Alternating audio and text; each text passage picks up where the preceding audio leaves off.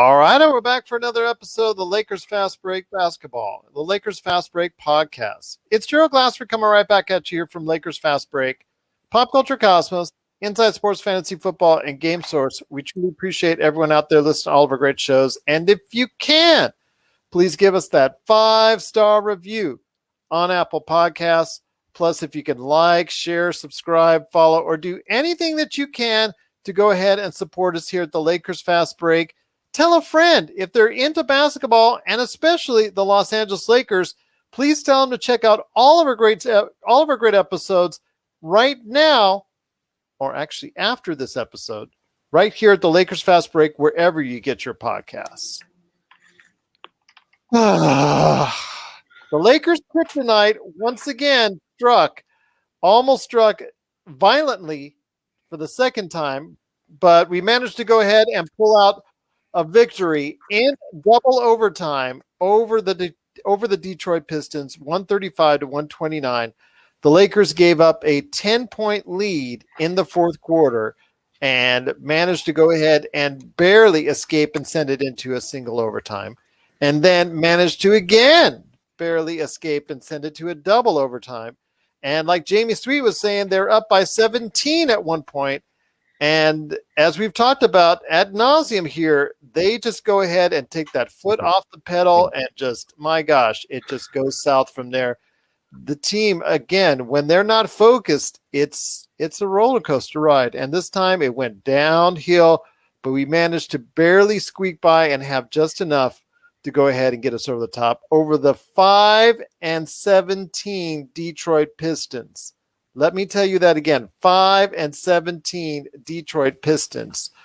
I'm telling you, it just really is frustrating at times. This is what this team puts themselves through. But here today to talk about the game, plus also as well, our picks for the All-Star game and our thoughts once again on the All-Star game, because we want to reiterate what's going on with the All-Star game and all that and our thoughts on it. Our two great guests indeed. You got to catch, first off, the man behind 5 Great Things on Lakerholics.com. He's got a one that he just posted this week. In fact, if you go ahead and check it out right now, you'll truly appreciate it. It is Jamie Sweet. And Jamie, I don't know. I think the Lakers really sometimes like to go ahead and make it really hard for themselves. I mean, I don't know if they want to make it really hard for themselves, or that they like to make it, that they like it. But I think that, I mean, this is the truth, right? And we're whatever and we get into. Hold on, I want to make a mistake. The Detroit Pistons are now 5-18. I know. Wanted to make sure that 5-18. They should be. I should have said 4-19. They should be 4-19. We shouldn't have lost them the first time. But here's the thing. I mean, the Lakers are a team that is looking. There's going against teams like this. There's going to be a little bit of looking ahead. Like there just is. The Pistons are not a threat to any team in any conference in the playoffs. They're a scrappy bunch of young guys, except for Blake Griffin, who's 97 years old, and the Lakers are gonna get everybody's best shot every night. Everybody's best shot every night. And thank you, Alberto. Appreciate Albert Tocaro once again. Thank you, Albert. Appreciate it. The Lakers are going to get everybody's best shot every single night, and in this compressed season, that's going to happen on more nights per week than it does usually. And they're just gonna they look a little beat up mentally right now. I don't think other than when I watch KCP, I don't see anybody who I think is physically limited in the game right now. Mentally, they just look tired. By the end of the game, they all look tired, right? Everybody looked gassed, which is double overtime. I mean, again, in that fourth quarter, the execution down the stretch, several missed shots, they did look fatigued. We didn't make a basket, I think, from Dennis Schroeder's baseline jumper until Alex Caruso's and one in overtime to span the end of the fourth into overtime. Like the whole team went ice cold, and this is going to get into like another thing that's I think forever going to be an issue with this Lakers team, and potentially Frank Vogel as a coach, and that his focus as a coach is on the defensive end, and it shows. The Lakers are leading; they're the best defensive team in the league. They're playing great on that end for the most part. Again, against a team like this, I think everybody mentally took the game off until they realized, oh man, we're going to lose to this crappy ass team twice in a row. That's not good. Nobody's going to like us after that, and so on and so forth. But I don't know. I just feel like they look a little bit beat up mentally. That they had 71 days rather between the end of the NBA Finals and the start of the NBA season, and they take everybody's best hit every night. They haven't missed any games due to COVID. Some teams have had a nice little break mid-season where, maybe one guy was sick, but the rest of the team, was able to recuperate, get their legs under them, so on and so forth. Lakers haven't had any of that. So I think that and not to get into the All-Star, I won't get into the All-Star break, but we're not even there yet. But, I just think they look gassed, man. I think they look gassed. Mentally. Well, there's something going on there. I mean, after that tremendous second half performance against Denver, where they basically gave a shout out to the league, we're here and we're the best. And, at length, Tom and I were just praising the way they acted in defensively and offensively on both sides of the realm on that second half. And it just seems to be very disappointing that they couldn't follow up by just destroying this team, a team that they already lost to, and they should feel just some type of anger that they lost to him in the first place. And I just thought they were just going to go ahead, and no matter what point spread Vegas here, it was going to go ahead and dish out. I just thought, the Lakers would cover it no problem. Right. But that wasn't the case. I mean, again, a lack of focus. The whole game, they just would never put them away. Like you said, they got up to 17, but really most of the time it was 10, 11 points right in that realm. Then all of a sudden, that quick foot off the gas, right down to 0, right down to a tie. In fact, Pistons took a lead in the late going in that game, and in the first overtime, just very concerning. But also here to talk about the game is the mastermind behind Lakerholics.com. It is LakerTom, and LakerTom, you gotta be. You always tell me don't just disregard it, but again, this is like a broken record, my friend. This is like a broken record. How many times they lose this kind of focus? Well, there's a couple of odd thoughts that went through my mind as I'm listening to the two of you talk about the game. The first was, I don't think they ever took their foot off the gas because I don't think they ever had their foot on the gas. I mean, true. They just really came out of this game and there was never any urgency. There was never any pressure. It was just a sloppy, messy little game.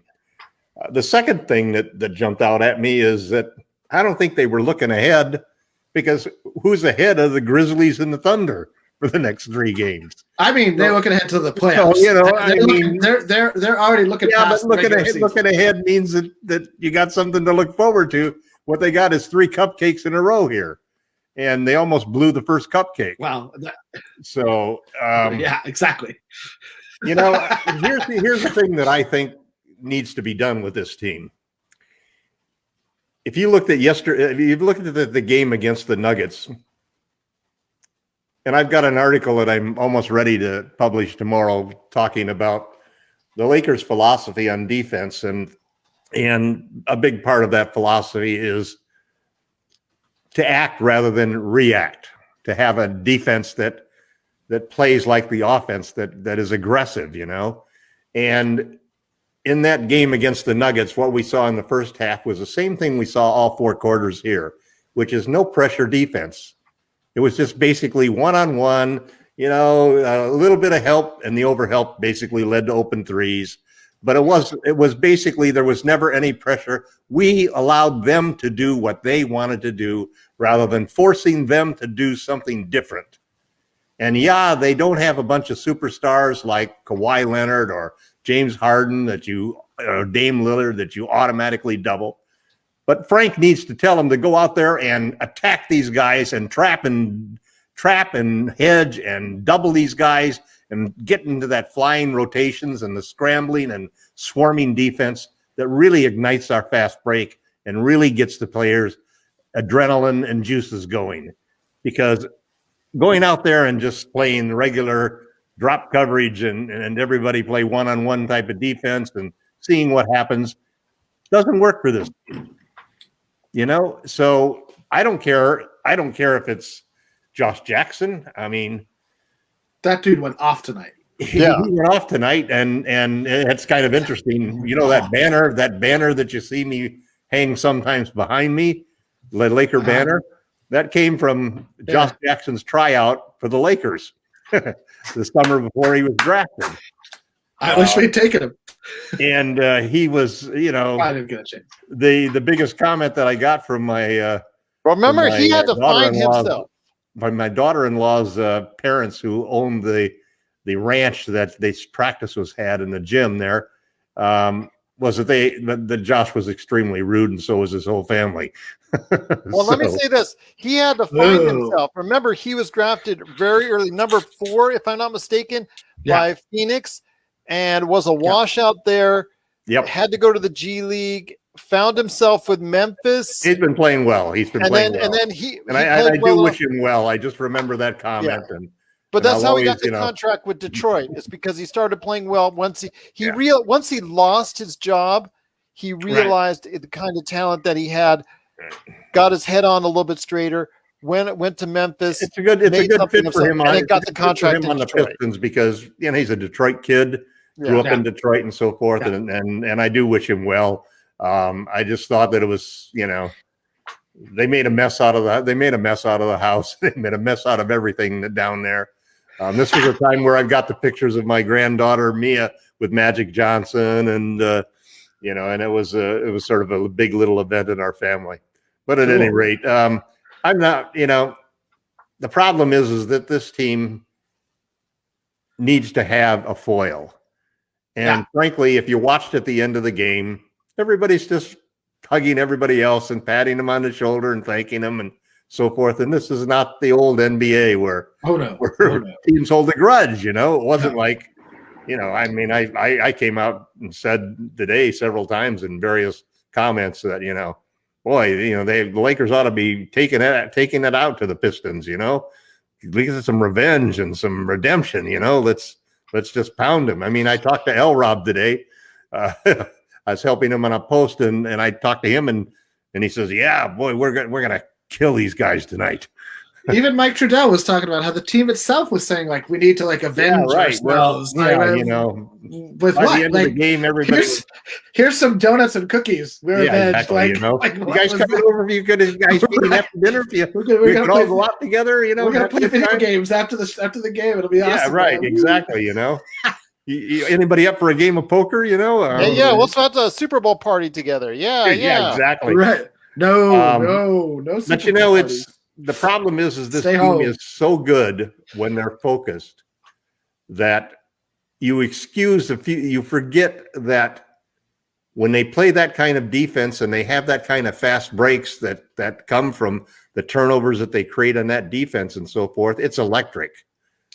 But when you don't have those things and you're playing lackluster defense, and AD, allowing 2 layups right in a row at the clutch points, and I saw this video where LeBron was saying, hey, AD's foot is really bad. It's totally black and blue. He can hardly walk on the damn thing, and that's the reason why he's really not playing up to par. Because they took advantage of him down low several times, and it's just one of those things. So I think what Frank has to do is treat the Thunder like it's the finals. Treat the Grizzlies like it's the finals and tell them to play that same type of defense. I don't care if it's just the second half. The second half is enough. Play it easily the first half, but go out there in the second half and do something. And then on top of it all, there's some good signs. Clutch comeback after 2 horrible regular season games by AC, where he really sucked on defense and sucked on offense. And that cut that he made and the 3 that he nailed were really saved our butts. So that was great to see. I thought that the Marc Gasol is just going to be a problem, man. I don't see that solving. And I'm just really he's not contributing anything to the team. I said that, Jamie. No assists, no shots. He did make a 3 finally.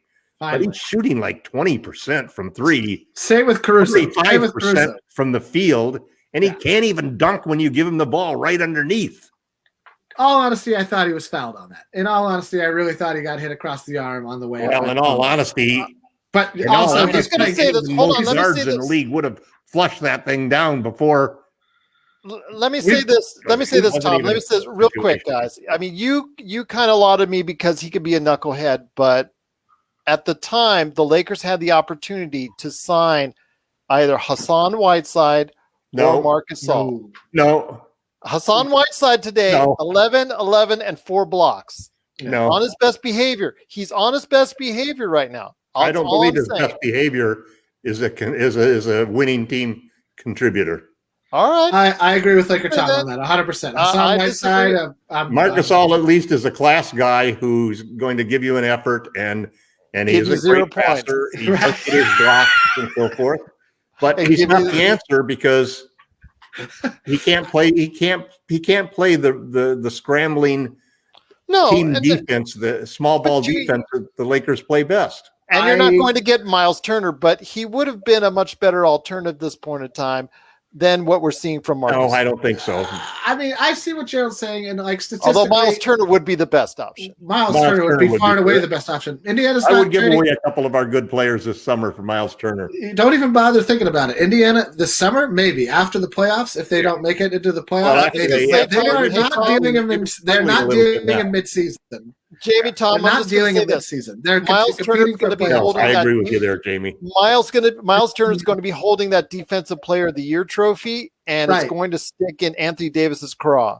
No, they got a long way to go. They got a long way to go. They're overachieving right now. Everybody has a long way to go. Block shots. Everybody has a long way to go. Everybody has no. It's not even close. He's going to be the Defensive Player of the Year if all trends continue. If not, it'll be Gobert. If all trends continue is a pretty big statement, though. Yeah, but I'm just going to say that again. We were just a lack of focus. It's also, what really helps the situation is that AD has not been playing great at all. No, I feel like if that foot news is true, this is what I say. Like there are two players who are concerning me right now: KCP and Anthony Davis. Anthony Davis because he looks nothing like he looked like Mark at any point.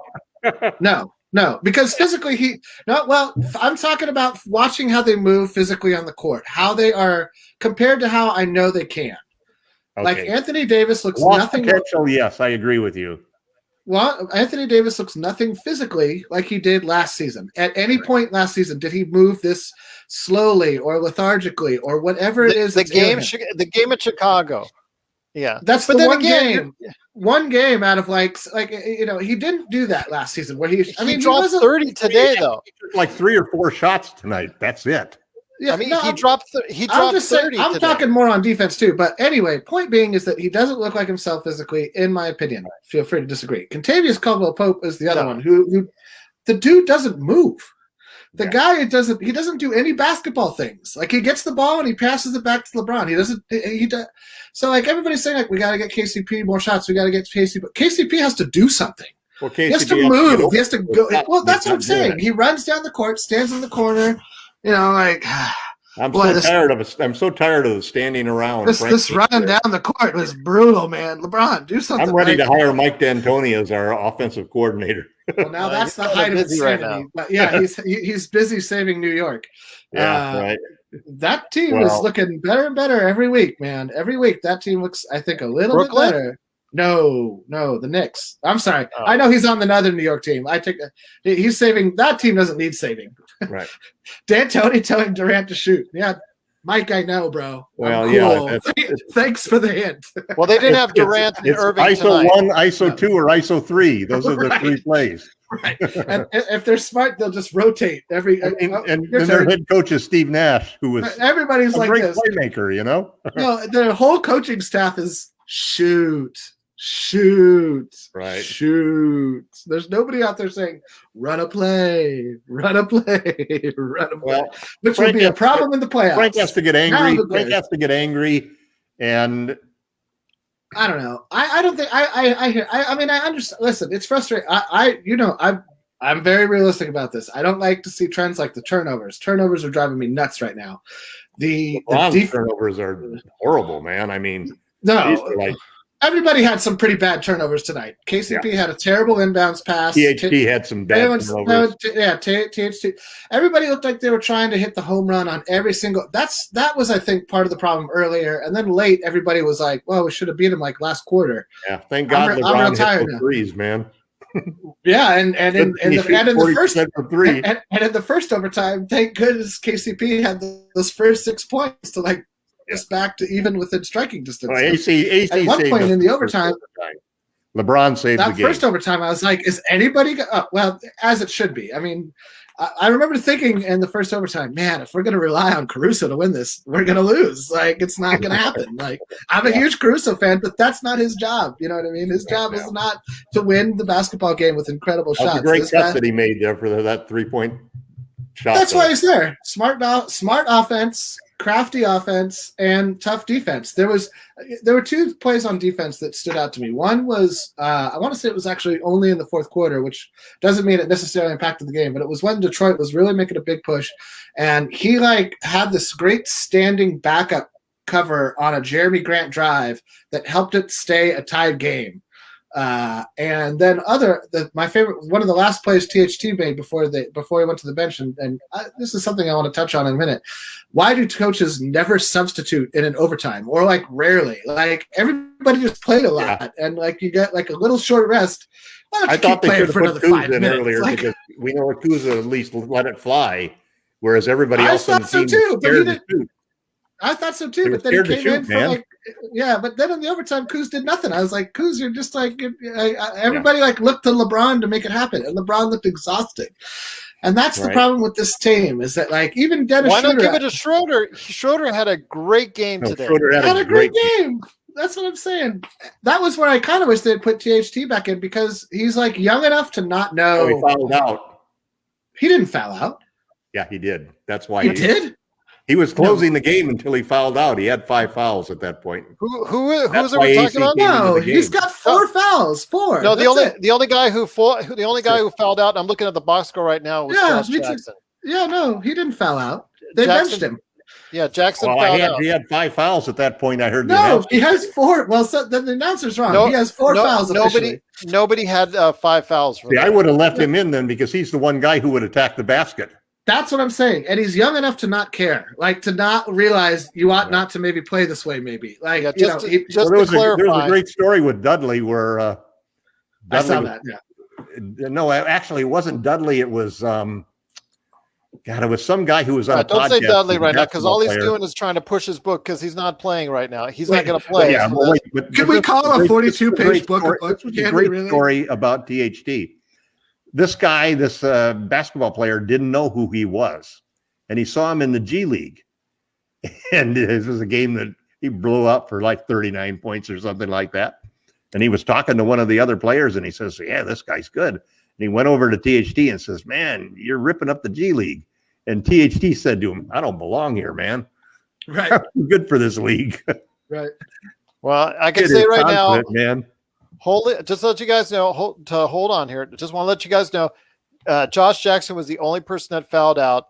The only other person to have 5 fouls on either team was Stewart of Detroit. So that's the only other person. How many THT had only 4 fouls? 4. I only had 4 fouls. So then I don't think they should have taken him out. Well, it's because he's 20. He's going to get that. It doesn't matter how well he's playing. He gets that because he's 20.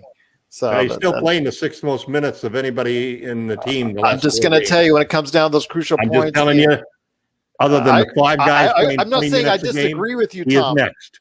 I'm just saying I'm not saying I'm disagreeing with you. I'm just playing saying more minutes than AC, more minutes than he's got a shorter leash than a lot of these players, in crucial times like that because he's 20 and they're afraid that he's going to make the gaff. I say you and I both have going to get too much money offered, and then it'll yield up some of their more power to him if he does. More power to him if he does. Make your money. You and I both have said, never be good player. Leave the kid out there, let him learn. Leave the kid out there. You and I both said, Tom, leave the kid out there and let him learn. You take the good with the bad. I'm going to say this, Tom, on the THT point. He might start this year if Contavious Caldwell-Pope doesn't find. Yeah, I said that same thing. I said there's a chance he could start by the end of the year. He's not going to replace Schroeder right now because Schroeder. No. I think that's where I digress. That's why. Yeah, that's why I disagree with LakerTom on he's right. the future point guard. Dennis Schroeder is the future point guard of the Lakers. THT is like too good at too many things to just be a point guard. I think he's going to be better as an off-ball guard who can make plays. I think that is his future in the NBA. I think if you ask him to be a point guard, you're almost putting too much on his shoulders. Point guard and shooting guard have become almost positional.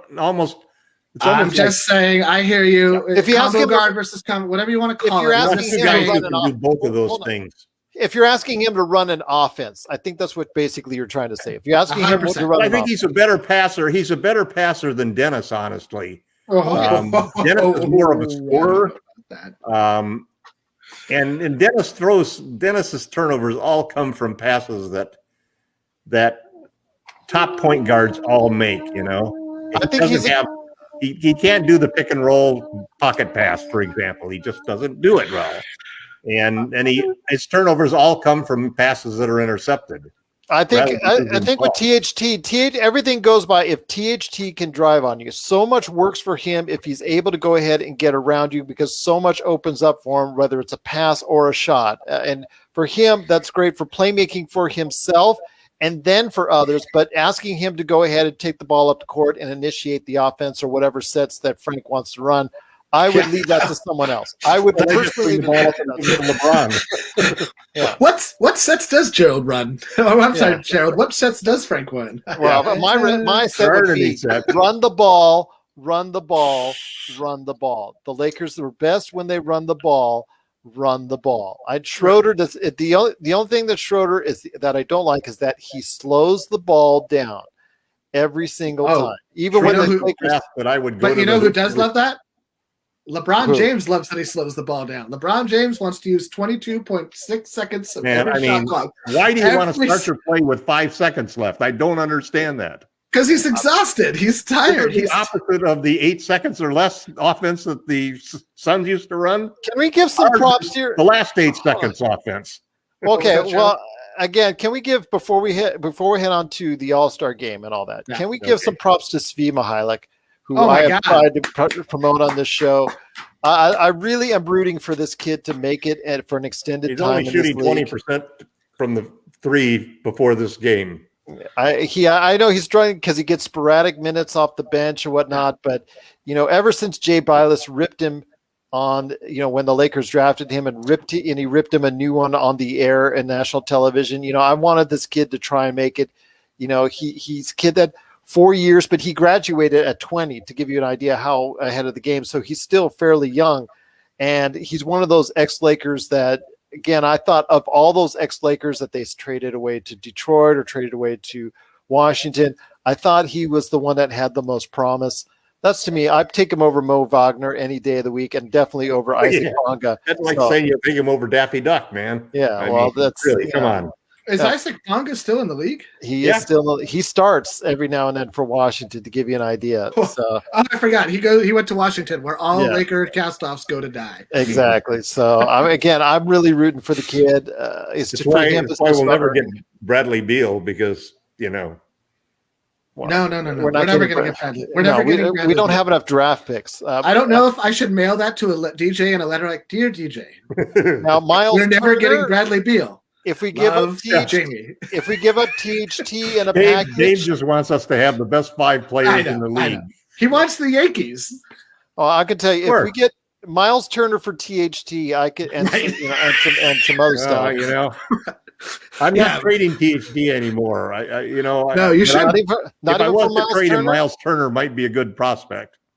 I'm telling you, that would be that'd be fair. Miles Turner for THT and some stuff to even it out, I would say. I might trade KCP and Schroeder for Victor Oladipo if he would agree to an extension and TJ Tucker. Just what? No, just stop. Stop. Why do we need a smaller center? We already have a small center. No, we don't want him as a center. He just to throw on to balance the book. No, what? Oladipo would be the perfect player to come to the Lakers. No, he wouldn't. I mean, without His you get rid of defensive Schroeder, rating is sure. 94 at this point in time. On Houston. On Houston. Right. Yeah, Indiana, he didn't give a darn. He No. didn't care. But he is an elite defender. He can be. Yeah. All-pro defensive teams 3 times, and he's recovered from that injury. He's just not shooting the 3 well. He's only at 31% right now. And that's the problem in the playoffs, though. I feel the same. If he were to agree to an extension, no, he would be a player I would trade for. I feel the same way about Oladipo as I do Lonzo Ball, which is to say, let somebody else deal with that qualifying offer and let the market dictate their value at the end of the season. No, because the only way you can get a superstar in this for the team like the Lakers, who we got 2 max players, who already have 2 max players, the only way you get a third guy. You don't need a third guy. Sign a guy with bird rights, so you can go over the cap to get him. No.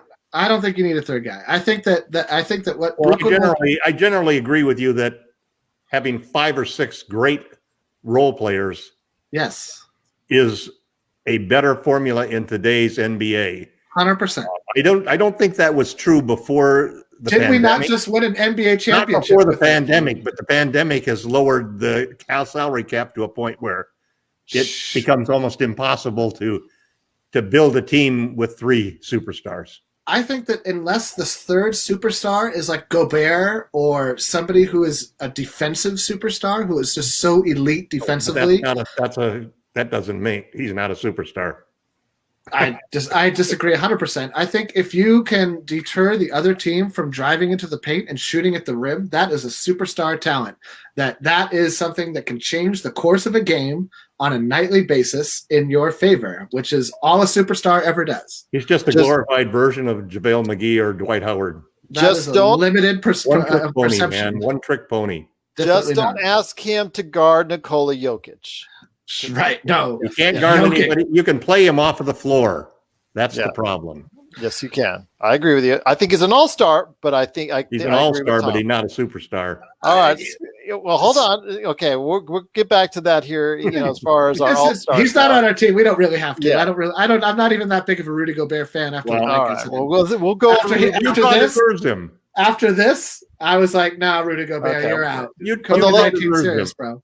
But the Lakers did win again in double overtime, so we're looking forward to hopefully a better outing next time around. But before we head on out, we did talk and ask for your opinions on the All-Stars, but the only one that seemed to be giving out All-Star opinions this year on LakerHolics.com and Lakerholics on the Facebook group there is Jamie Sweet and LakerTom, although Jamie Sweet I don't think was feeling very well when he added some extra comments in there, but I'm hoping that hopefully he feels better. But come on, we'll go into that in a sec.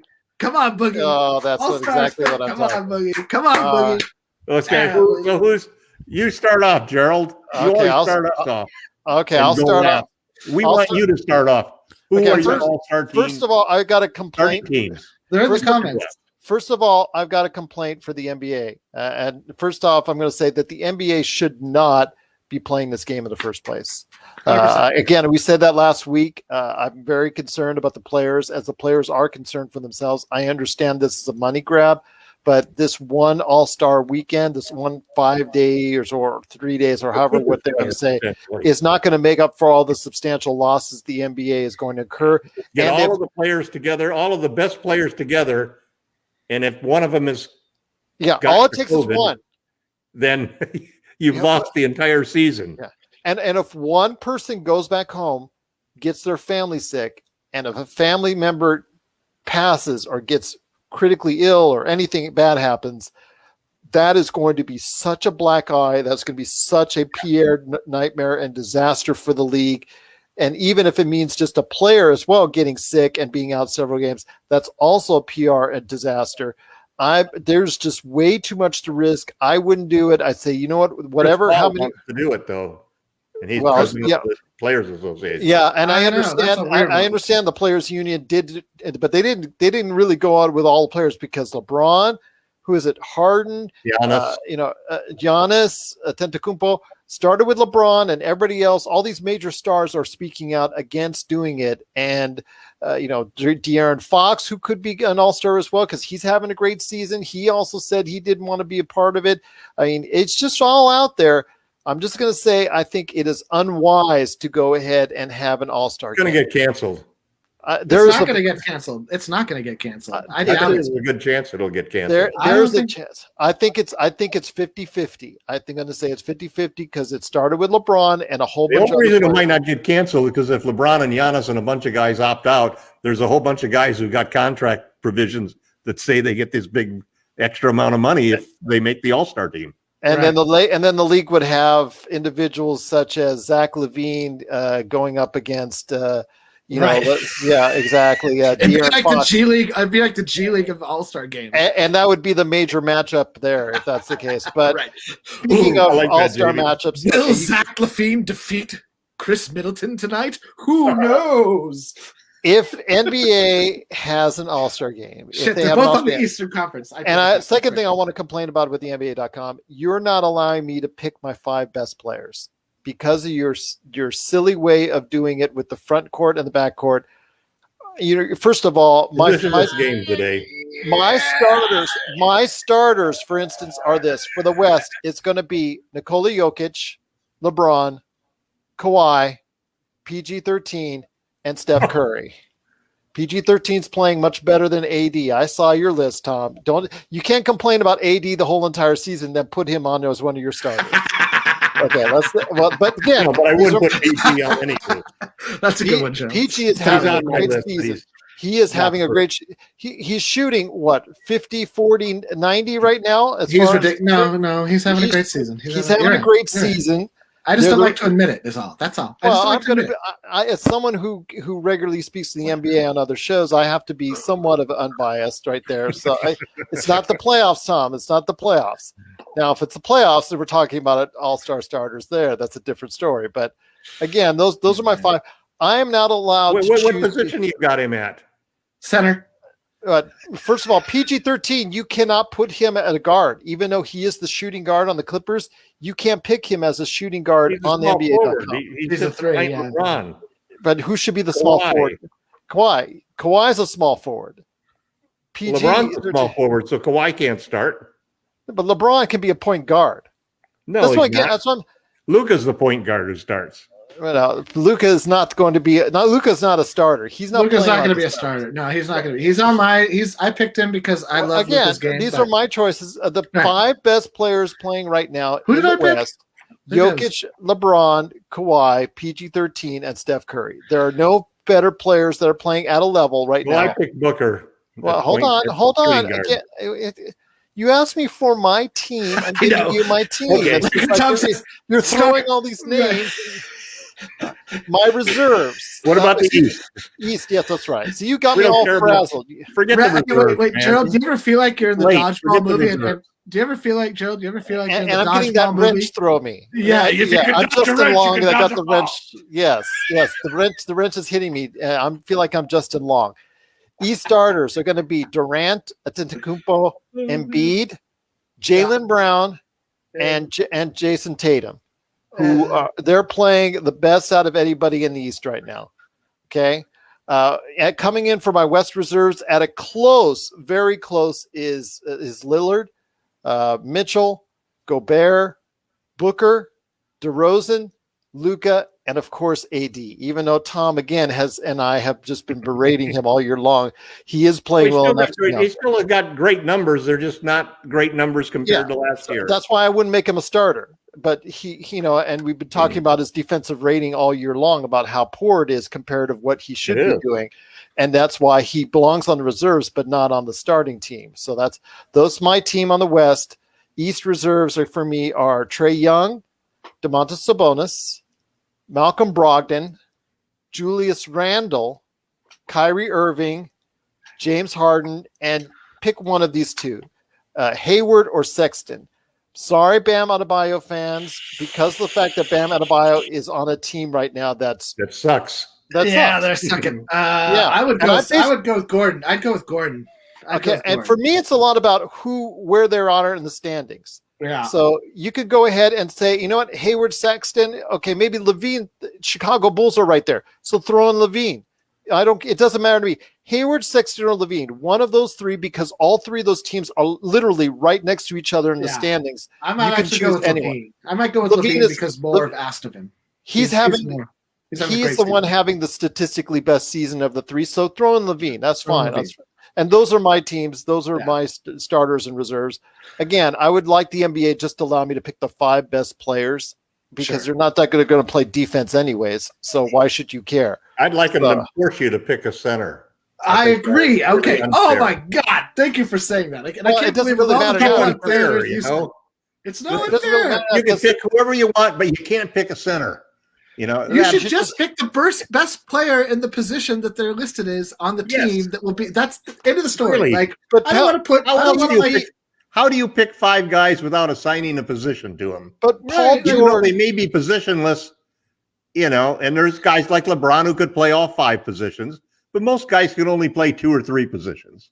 I mean, Magic Johnson was a point guard his whole career, and you know what he went into the All-Star game as? A point guard. They weren't like, you know what, Magic, you're pretty tall. Why don't you play the 4 for the All-Star team? Like that's it doesn't work like that. Guard, Magic. Like, you know, right. It's like LeBron. You know, you're too big for a point guard. We can't classify you as a point guard. I mean, I see Gerald's point. You want to reward the best players, right? The very best players in the entire game. As put being 5 midgets out there, for example, you know, and you don't have any big men to. Well, if 5 midgets is the best players, then sure. 5 giants out there, you know. But there's Jokic right now as the center, and then you got Embiid for the center on the East. They're both playing at MVP levels, so that of course. I think but what for centers. What perturbs me is when you go to NBA.com and Paul George, who starts at shooting guard for the Clippers. Yeah, but I won't give Paul George anything. I won't give him the light of day. Just stop, Tom, for a second. He starts at shooting guard, but yet you're not allowed to choose him there. He's listed on the voting as a small forward. See, now that's BS. I agree with that. That's BS. I agree with your highly irksome emotional response to that. Yes. I think that's very valid. So before we won't vote for Paul George for anything. I know you. I did put him on my list, though. Unfortunately. What about Doug Ketchum? Okay, LakerTom, you have those rose-colored glasses on. Go ahead and with your team, we want to hear your East and West starters first. My West starters are Luka, Booker, LeBron, AD, and Joker. Okay. My East starters are Simmons, Harden, KD, Giannis, and Embiid. Okay, that's very solid. I don't disagree with any of those shows. They're all having outstanding seasons. AD is the one I would say, I would not actually put him as a starter. Well, he's a power forward, and name me a power forward who's doing a better job than he is. Statistically, if you went by he's playing lousy defense. Who else is a power forward? I did mine by positions because I believe in the positions. And LeBron is the biggest small forward out there. So you can listen but to who else? I mean, my second and third power forwards were Draymond Green and Zion. Draymond Green. I think Zion's going to make it. Draymond Green's not going to make the All-Star game. Zion, no, but maybe. This isn't who I think is going to win. This is who I would pick. Sure. Right? I hear it. No, agreed. I love Zion as a pick. I think. But I mean, who else is the power forward in the West? I mean, there's theoretically one on every team, but yeah, right. Okay, so who's better power forward in the West than AD? Yeah, see, but then you're pigeonholing yourself into one thing. Well, this is all about Gerald, the all-stars. You got to give some rules out, man. I feel like this is the issue with the all-star game that we are now debating and have no power whatsoever to change, and that we should. So who are your reserves? Who are your reserves? My reserves? I didn't pick reserves. So I picked reserves. We're going to talk about your reserves. Jim. My reserves on the West. My point guard reserves are Dame and Steph. That's a pretty damn good point guards, huh? Luka, Dame, and Steph. I got PG and Mitchell as shooting guards. Yeah. I got Kawhi and Ingram as small forwards. Yeah. I got Green and Zion as my power forwards. And I did pick Gobert and Cat as my centers. I disagree with you on rewarding New Orleans because either of those players, because they're just not having a good enough season. Those two statistically are doing great, but I'm all about the winning teams. But this isn't the MVP though. Let's go to the fluffy weekend where we all talk about how part of being an all-star is how good are you in relation to and how. Well, I didn't pick Lonzo, man. I mean, give me a break. Yeah, you didn't pick Lonzo. That's a step up. I mean, let's go to the East. Yeah, it's My backups at point guard are Westbrook and Morant. My backup shooting guards are Beal and Brown.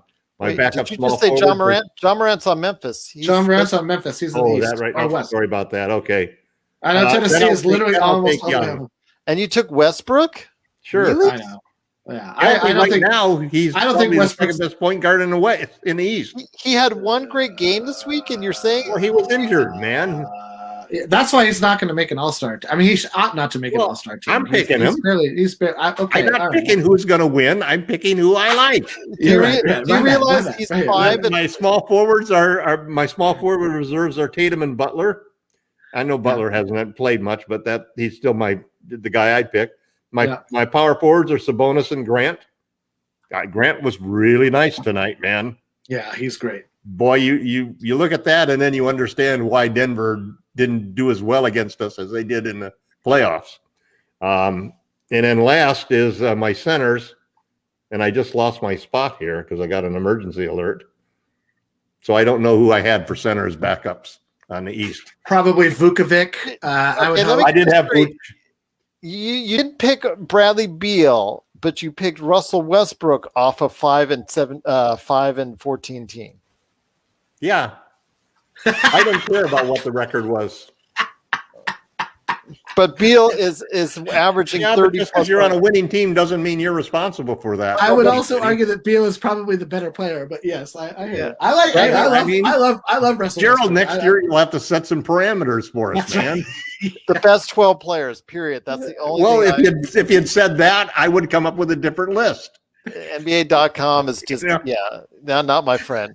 But okay, before we head on out, we got to go ahead and Jamie, this has been hilarious. But actually, Tom had some really good picks. I really want to go ahead and his love for Booker. I got to applaud that. I really applaud that because Booker, there's a chance he never gets any love. I mean, each year he's like the last guy that was not picked for the All-Star team, seemingly, and now he's finally getting some love. I did that for Sean. Oh, okay, well. We all know how Sean was meritorious, but forget. I guess I'm misspoke. So there I you know go. he was tired. Okay, because so tonight next he had year- to watch double overtime. It's That's 2 what I a.m. in Detroit or in Toronto. Yeah, no, that's what I was telling Jared. I was like, I don't know if we'll see Sean tonight. It's like super late. Yeah, well, So my reserves, I didn't pick my reserves. You can see my starters in the chat. And we're going to talk about the reserves here, though. Okay, so let me tell you why I picked Boogie Cousins. No. Let's go first with your starters, and then we'll go into your rest of your conversation. I have to look at what I picked because I don't remember. Luka as starting point guard, LeBron James, small forward, Steph Curry, shooting guard, 80 power forward, or 80 center, Zion power forward.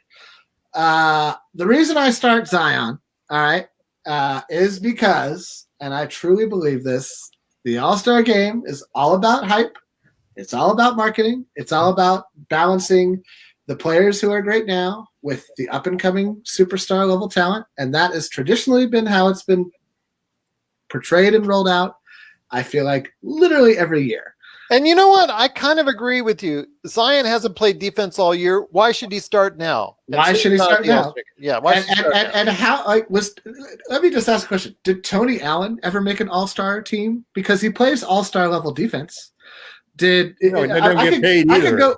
Did Michael Cooper ever play on an all-star team? Because he played all-star level defense. So my point being is, like, if we're going to rate it by defense, we're probably talking about a different game. We're talking about a playoff game. We're not talking about the all-star game. 150 games, The all-star game is all about who's the flashiest, who scores the most points, who makes the most spectacular passes. All of that. There's not like a defensive the most votes. There's not like a defensive skills game at the All-Star. The closest this gets is the skills game where you dribble, pass, dribble, shoot, pass. Imagine an all-star block contest or steal. It's not going to happen. How do you even do that? I just wanted to score 200. I want a team to score 200. They came close a couple years ago. That is a worthy goal. That is what I would like to see. But there should never be an overtime in the All-Star game. Never. It's over at the end. Oh, you tied? You can't have a tie, man. Of you course can't have a tie in the All-Star game. Why not? Who cares? Even hockey got rid of it. Even hockey got rid of it. Whatever. It's your dumb. Eastern star. Let's go with your East starters. East starters now. All right. Who did I pick for my East starters? Harden, KD, Giannis, Kyrie, and Embiid. Again, Okay. Brooklyn Nets. Nets. Well, is there like to quote Will Ferrell and Zoolander? Brooklyn is so hot right now. Like they are so the team du jour. They are so the team like, oh, they do all this stuff great. Brooklyn is going to run aground in the playoffs. They're going to grind to a halt against either Milwaukee or Philadelphia because they cannot play defense. And when the refs start allowing you to play defense in the playoffs, the same thing is going to happen to James Harden that happens in every playoffs.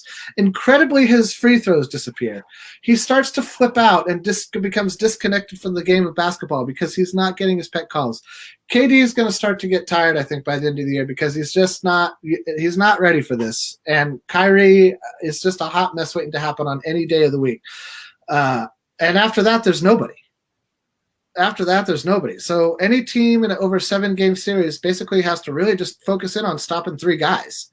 And they will become the definition of let that guy beat us. No, they only have to stop one guy one at a time because there's only one ball. Sure. Well, I mean, but you know what I mean. Let's assume that Harden or Kyrie starts cutting off ball when Kevin has the. You know what I mean? Like let's assume Harden is the point guard. He's going to just make assists. It's not going to work in the playoffs. Is my point. However, it doesn't work. We'll see how that unfolds. My personal prediction is some team is going to play defense. They won't make the finals. They're going to be like, hey man, let that guy beat us, whoever he is. Like, you know, it's not going to matter. And if that guy beats them, they'll say, hey, we got 6 more. You know what I mean? Or exactly the Lakers' philosophy. That's exactly what. And we're going to take the ball away from your best 2 players. And any one of you can beat us. That's what they did to the Nuggets. Every time Jokic touched the ball, every time. And they did it against Houston. And they did it against Houston. To allow their best players to beat you. They were more than happy to let Eric Gordon or PJ Tucker or any of the other little Lapushian hot rockets last year try to beat us, and they didn't. And so that's what I think is going to happen with Brooklyn. But anyway, in terms of my All-Star picks, that's why I picked the 3 of them. Brooklyn is so hot right now. If statistically, Beal should get the nod over Kyrie. Beal should start the All-Star game. Beal's having a season of a lifetime. He's an elite player. I feel bad that he's languishing. He reminds me a little bit of Mitch Richmond in Sacramento 30-odd years ago. He doesn't want to be traded, though. Neither did Mitch Richmond. Mitch Richmond. Listen, I'm just saying I feel for him as a competitor. It's got to drive. Who knows? Who are we to judge? It's not ours is, he's fine. Maybe he likes to watch people protest out in front of the White House. I don't know. I don't understand. It's like Grant's decision to go to Detroit, Well, that I can understand because he was like the 4th fiddle on Denver, and he wanted to be the bigger fish in the bigger pond. Yeah, and that's he got it. Fish in a smaller pond is what you meant, really. I mean, a big loosey fish in a whatever size pond they live in. But point being is, I can understand that as a player being like, I'm not going to be able to see my potential realized here. It's a choice that I think Kyle Kuzma made when he signed that extension. And I think Kuz's agent was like, look at that guy. He made a little bit more money, didn't win a thing. Look at that guy. He made a little bit more money, didn't win a thing. Do you want to be those guys? Or do you want to be one of these guys who sign an extension with a winning situation? You can put this poison pill in there so that LakerTom can't trade you. Well, that was the smartest thing because then we would just hear ad nauseum KCP and Kuzma for he's the piece that people would give up something for. Giannis is lock. Embiid, lock. So Julius Randle is a reserve. I think we all agree Julius is having a breakout year. Yes. In power forwards, it's hard to find good power forwards, man. I feel like he's like 2, maybe 1, probably 2 seasons away of like working on the summer on his 3-point shot and like getting that 3-point. Because like if somebody works on something, I don't want to disparage them from everybody. LeBron didn't used to have a 3-point shot. LeBron has a great 3-point shot now. A lot of guys didn't come into the league with great jump shots. They worked on their game. They developed a great jump shot. Not everybody's Ray Allen. Not everybody's Jesus coming into the league shooting threes from wherever. Some people got to put work in. And I feel like Julius Randle has done a great job putting work in. He's got a coach who I think that the 2 of them are like some coaches are just how Steve Nash was for Mike D'Antoni or vice versa, where this like the player who gets it done on the floor and the coach have like a synergy. Well, he's shooting 40% now from three. I know, but it's not on a lot of attempts, and I want to see that. I want to bear that over the whole season. It's his first season shooting well. Same with Caruso, right? Like when Caruso was leading the league, I was like, this is great and all, but let's see how things shape out in another 40 games. So everything that stuck out as far as your guys' picks, I mean, you don't want to talk about Boogie Cousins? Well, hold on. That's what I'm going to be talking about. You're not. Yeah, I'm setting you up here. So Karl Anthony Towns, putting him on the team, I thought was kind of suspect because he just hasn't played in the games. But you know what? Shout out to him and all the stuff that he's gone through. If you wanted to go ahead and put him on just for that, because of such the hard year he's a good center. Yeah, well, he hasn't played any games. Barely played. So, because So I don't know. I don't watch Minnesota, and we haven't played Minnesota, so how would I know? Right. Okay, I don't want to go on that, because I thought you were also an NBA fan, but I guess I'm wrong. I'm so busy that I almost wish that they had a version of League Pass where I could only watch the Laker games and I didn't have to pay the money for all of the other teams. Oh, don't get me started. I do watch the scores and I'll turn into the end of the games when they're close, just to see. Well, I can turn into the Nets and 76ers game until it's stretched out, and then I cancel that off and I move around to different games and so forth. Yeah. But I hardly ever watch, like Minnesota versus Charlotte. Charlotte, yeah. I mean, why bother?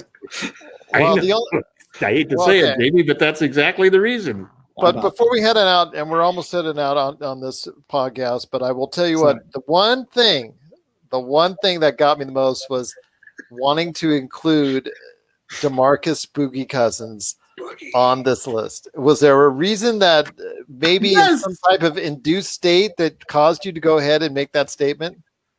I mean, in the era of COVID, who isn't in an induced state at this point? No. I just, I feel like his story. I'm a huge Boogie Cousins fan. I've always been a Boogie Cousins fan. I want him to be a Laker since forever. And then when he was a Laker, he never played. He didn't get a chance. And then he wasn't a Laker. And then I was just like, this is like somebody like toying with my mind. So now I'm all in on Boogie, man. Like, come on, Boogie. Get that All-Star game. I signed him to buy five different contracts to get his bird rights. And then he went and signed with Houston as a free agent. Let's be honest. Let's be honest. Who would you rather have right now, Boogie Cousins or Mike Gasol? Boogie Cousins in every universe. I mean, Boogie Cousins is going to be starting now because Christian Wood is going to be out at least a couple of weeks with that bad ankle, so he's going to get a lot of playing time.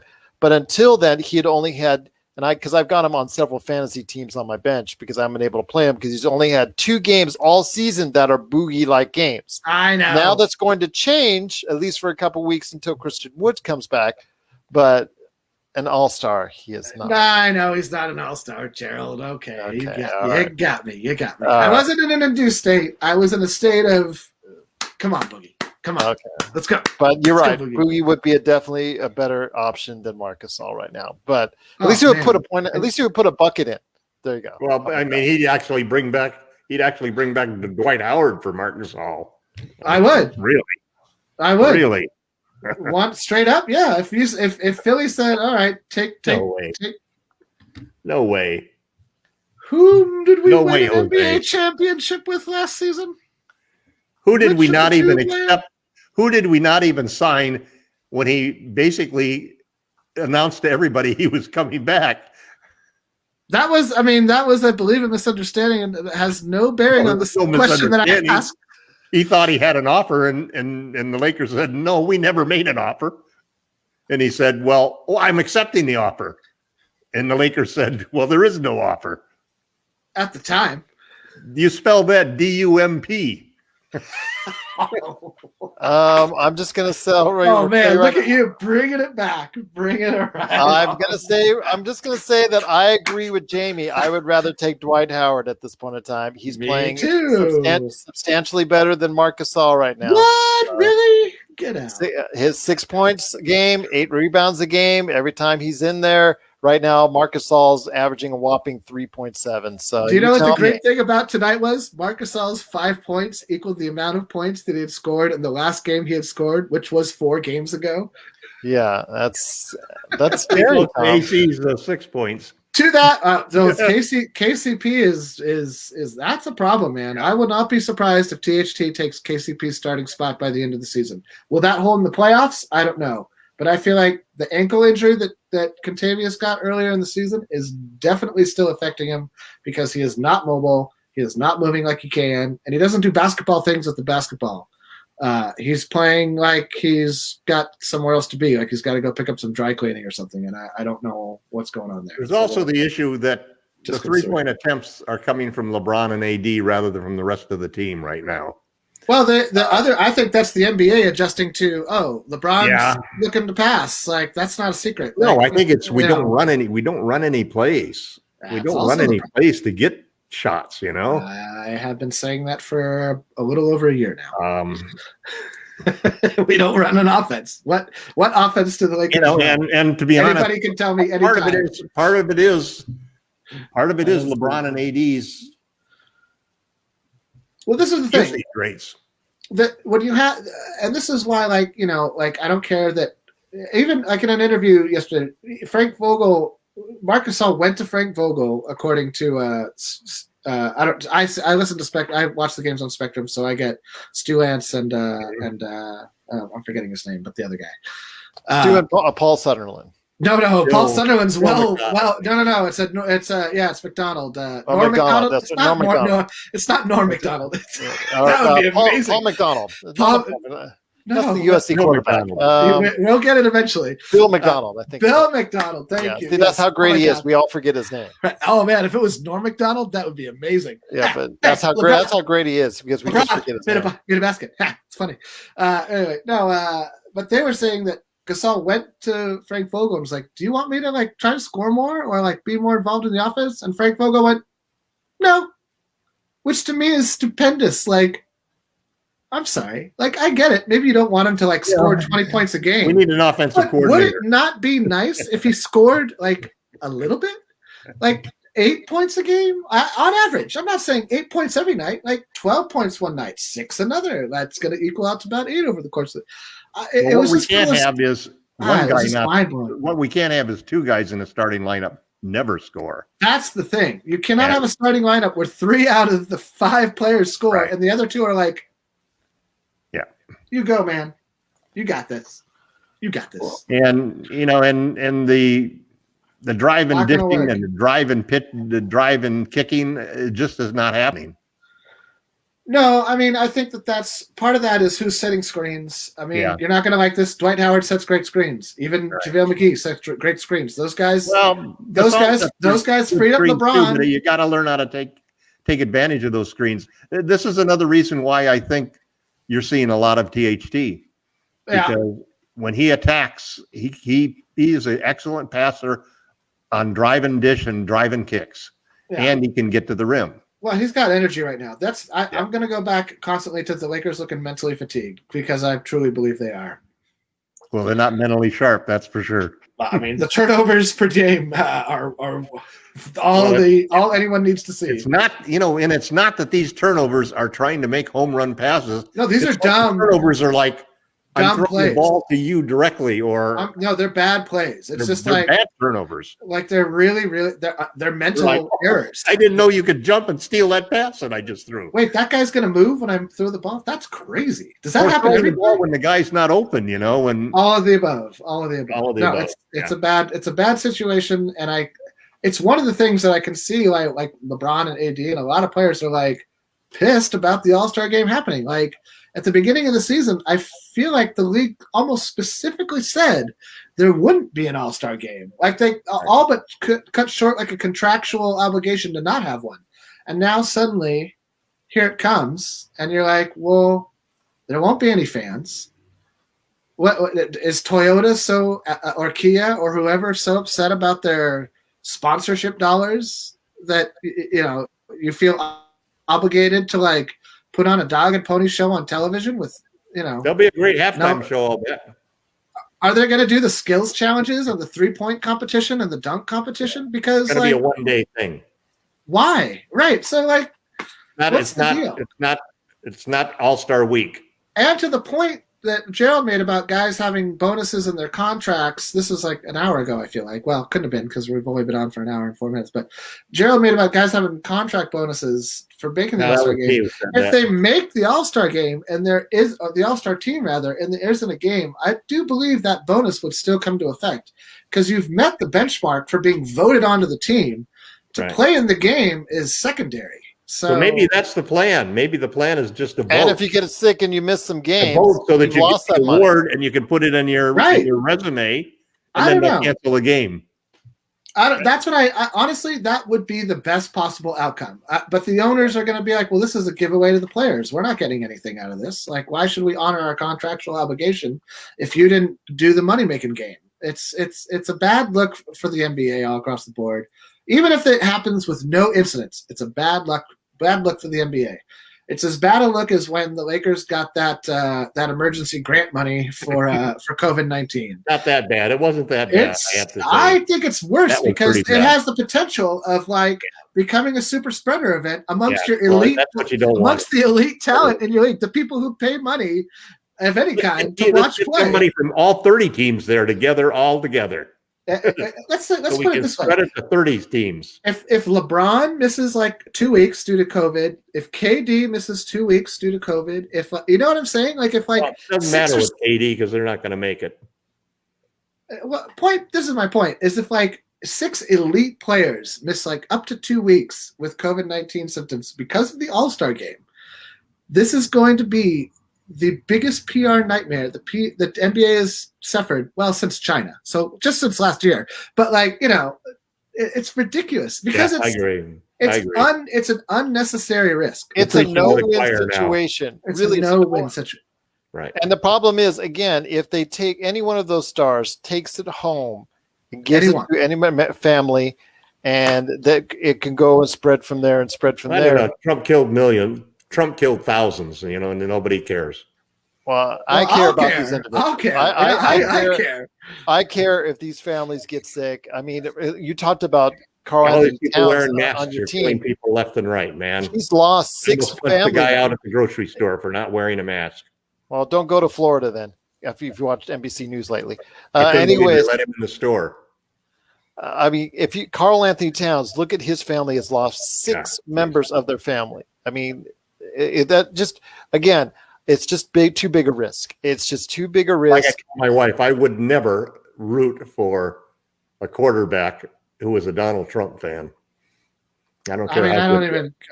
You're going to have a hard time with the NFL at this point. We've got a new president. We've got a new president in place. Can we go? Can we go back to? Let's just basketball. Yeah, let's go. I'm eliminated people. Oh yeah, I've never even had a hesitation of calling Matt up and asking him to come back to the blog. Oh no.